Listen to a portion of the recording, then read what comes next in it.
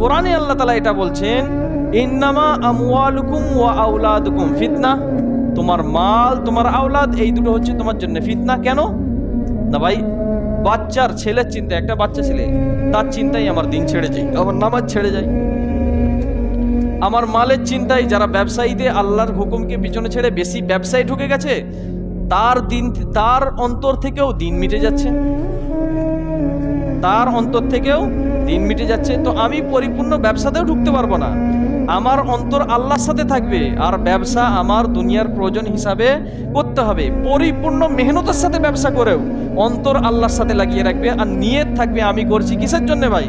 ভাই আমার হক আছে, আমার স্ত্রীর হক আছে, পরিবারের হক আছে, সকলে ভারত পোষণ আদায় করব আর আল্লাহর রাস্তায় কিছু দেব, এই নিয়ত থাকবে।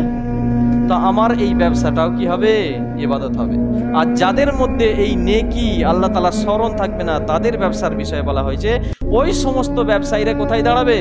সব থেকে বড় গুনাহগারদের কাতারে কিয়ামতের দিন দাঁড়িয়ে থাকবে। তারা সব থেকে বড় গুনাহগারদের। আর এই জন্যই আল্লাহ তাআলা বলছেন, লা তুলহিকুম আমওয়ালুকুম ওয়া আওলাদুকুম ফিতনা, যে তোমাদেরকে তোমার মাল আওলাদ যেন ফিতনার মধ্যে না ফেলে দেয়, অর্থাৎ আল্লাহ থেকে দূরে না সরিয়ে দেয়, আল্লাহর হুকুমকে পিছনে না ফেলে দেয়। সেই ব্যবসার উপরে আল্লাহ তাআলা এই কথা বলছেন।